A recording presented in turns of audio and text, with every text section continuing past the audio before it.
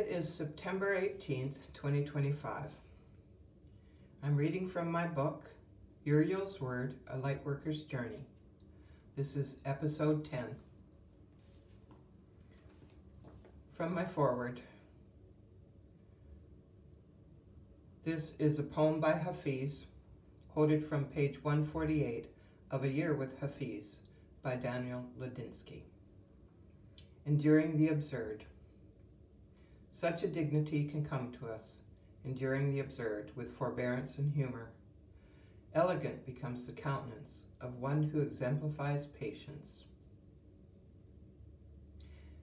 This nonfiction book is dedicated to all the valiant starseeds, lightworkers, healers, shamans, spiritual warriors, mystics, peacemakers, and seers, old and young, and their intrepid helpers who have come here in the service of humanity at this time of great change. All persons' names have been changed.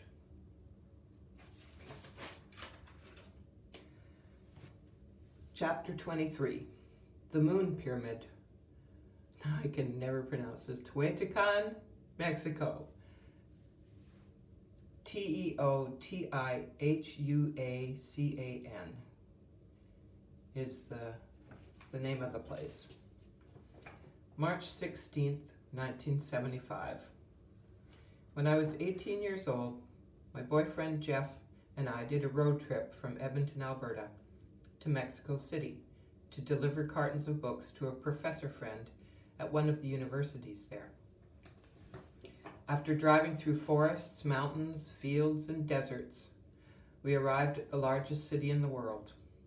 8, 10 lane freeways at high speed, and a thatched burden burro being led by an indigenous, traditionally clad man across the concrete overpass. We were lost, so took a random off-ramp in search of a phone. Our conversational Spanish was rudimentary.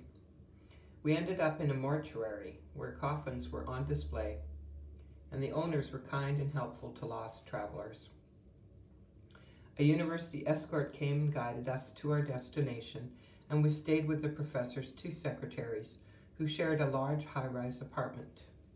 Selena was a nightlife person and took us to mariachi night in the square, a piano and cello concert, a comedy review, wow, what a trip not understanding a word, and a small restaurant where a 4-piece band spilled out of the tiny kitchen doorway, including a full-sized harp. They surrounded our communal table and serenaded, so charming. The other hostess, Pam, was Texan, multilingual, and our daytime tour guide. She took us to a huge marketplace where I bought a beautifully hand-embroidered dress. Actually, I bought 2. On the underground, my first time ever. The train suddenly stopped and we were plunged into darkness, no lights. No worries, just the end of a line, apparently. Pam taught us to play canasta. She was getting married soon. March 16th, 1975. A Sunday. Pam navigating. Jeff drove us 3 about 50 miles northeast of Mexico City to Teotihuacan, the ancient city of pyramids, known as the place where man becomes God, or birthplace of the gods. Jeff and Pam set off to climb the Sun Pyramid together. I was sunburnt and feeling upset when I climbed the deserted Moon Pyramid alone. The stone step risers were so high, as if made for giants, it seemed. I stood on the flat apex, and a monarch butterfly circled around and around me. I didn't notice its arrival, it was just there. Then it flew away.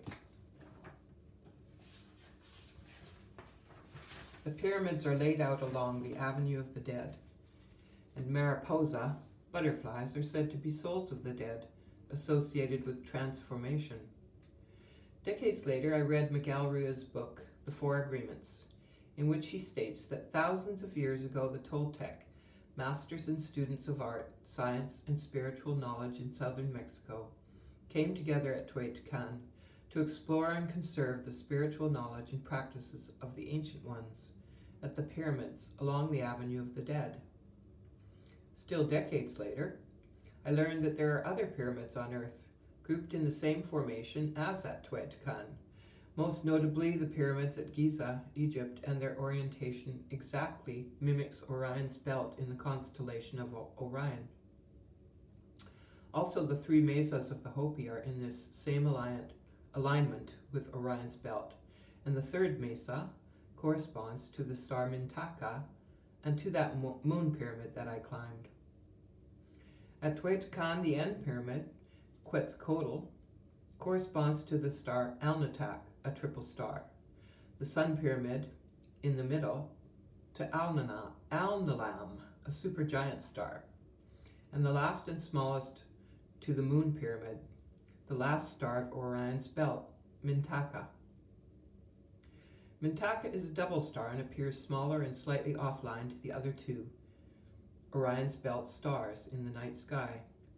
At Giza, that same last and smallest star pyramid is called the Pyramid of Menkaura.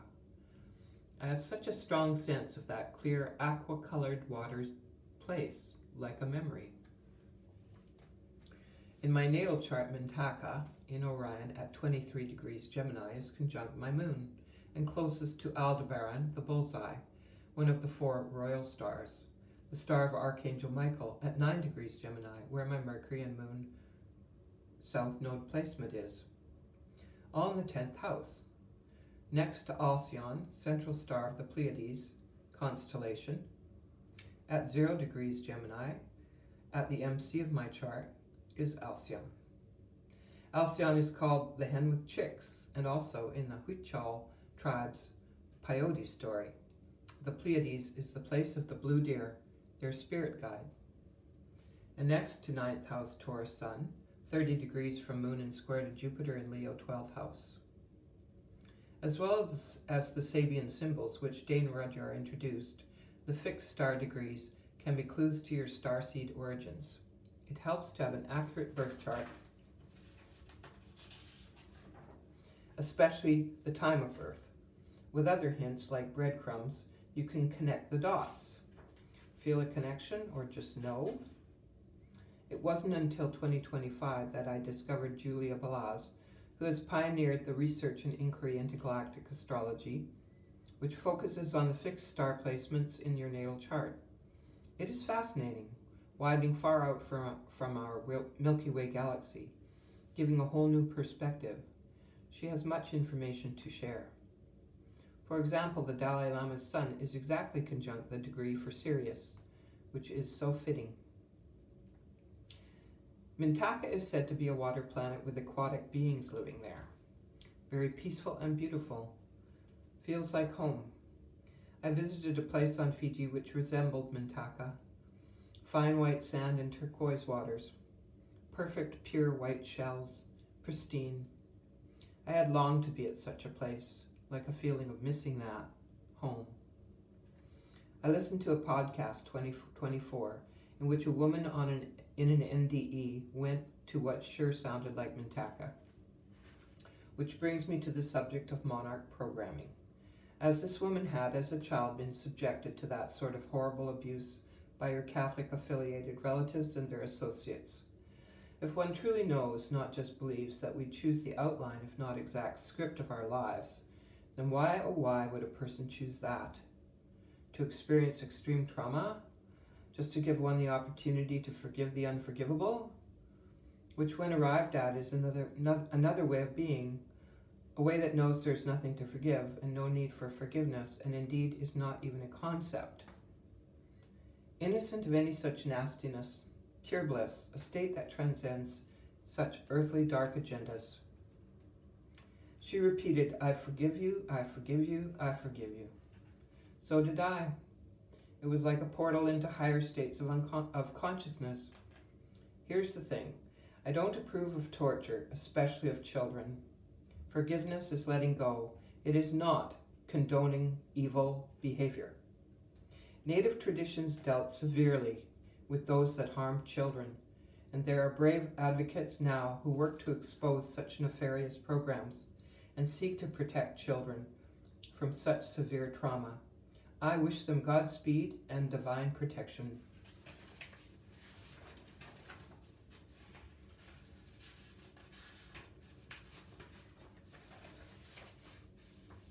Chapter 24. Portrait of Grampa. Past lives. When I was a girl, I had a penchant for yellow and white dresses, pale blue and white dresses, and Kelly green tights with tartan. I wanted to discover an unknown color which I just knew existed. One of my favorite activities was drawing. I loved eating with chopsticks.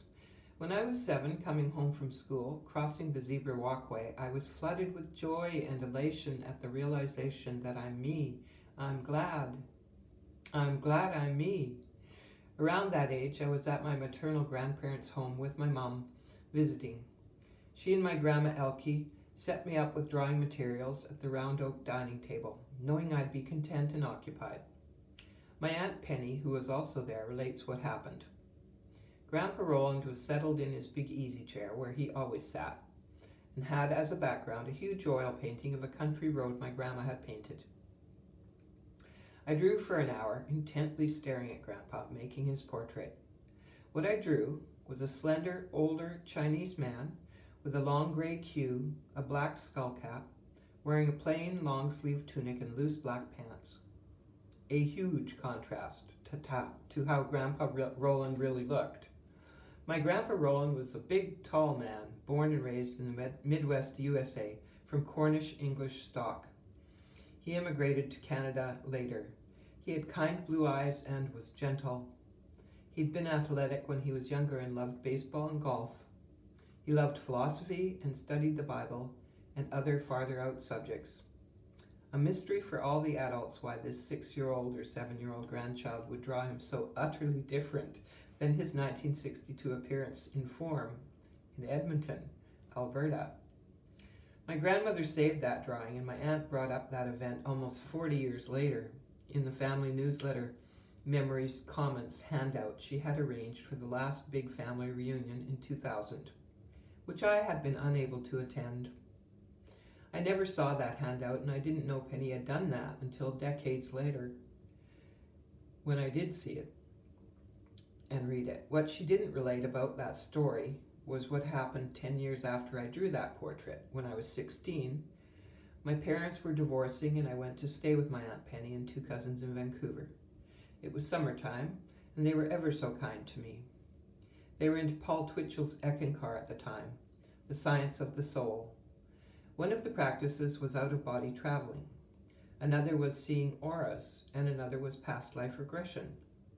They introduced me to all of that and guided me through experiencing those things. The first and most vivid past lifetime in regression that I saw was of a Chinese life, and my grandfather in that past life was this Chinese man I drew when I was little. Grandpa Roland was my Chinese grandfather, and I was his 6 to 7-year-old grandson, and I had a little sister who I minded and was proud and happy to babysit and be her big brother, responsible for her safety and happiness. I saw myself and experienced myself as this young Chinese boy, brimming with vitality and sheer joy. I trundled my sister in a wheelbarrow as we were going to haul some cabbages. Our living space was on the sidewalk in a shanty. I think now maybe it was wartime, 1900-ish, and we had been displaced. Were we farmers? And our parents were gone. Our grandfather, now our caretaker, was hard-pressed to provide, and he looked wan. That's all I saw in that experience. I saw a couple of other lifetimes. One as a young African male, another as an older woman living in a wooden house in a seaside town in England. But none impressed me like the first one that I saw. I could ask, what's the deal with that grandfather and me? Here's an interesting fact. He was born in the middle of 5 boys, and I was born in the middle of 5 girls. Such symmetry. I would say our bond was gentleness, a love of the natural world, and a contemplative nature. The Buddhist middle way comes to mind. Another relation I have memory of in other past lives is my daughter Ren. In this life. In one of those lives, we were pubescent girls, white-robed, side by side in a line of rattlesnake initiates. In this rite of passage, one's foot was bitten by the venomous snake. Shamanic initiates, a sisterhood. That was a dream vision in 1992. In 2016 or so, I had another oh-so-clear dream of life. We lived near the shores of 1700s England or France. I was a high-born lady, dressed in a sumptuous deep green velvet gown, my thick auburn hair in a fashionable chignon. My lady's maid was by my right side as we stood on the shale beach and gazed out to sea. My husband was a naval officer on a ship that had recently left, and so it was just me and her. We were close. I treated her like a sister, though she was my servant and dressed for her station. She was my favorite companion in that lonely life. Now she is my daughter and only child in this lifetime. In 2016, another very clear memory also came to me in the sleep dream state. This one was informative about unfinished, now finished, karma. The scene was a stateroom in a ship. I was a male naval officer in white uniform, and I was reprimanding a young female cadet for disobedience. I lost my temper. She was insolent as well as disobedient, and I slapped her face hard. Well, end of that scenario. Just that snippet. Then a female voice firmly told me that was Rob Edwin. That cadet I'd slapped was now a man I'd been lovers with who had taken revenge. Quite the overkill doing so too, I might add. 14 years elapsed before I got this dream news flash, and I had long since let go of it. Buried the hatchet, the buck stops here kind of thing. The power of forgiveness and love. I've had other dreams that sure do feel like past scenarios. A long and detailed one is with a Native American tribe. I felt I belonged and was treated with honor. When I was 14 or so, I read Initiation by Elizabeth H. H-A-I-C-H. A fascinating read about her past life recall of ancient Egypt. Her friend and co-worker on the book was, another name, Selvarajan Yasidian, who wrote Yoga and Health, a book I found in my mother's extensive library when I was much younger, and I used to pore over that book for hours. I was especially riveted by his Hatha Yoga poses. Somehow his popping up in this other context did not surprise me at all.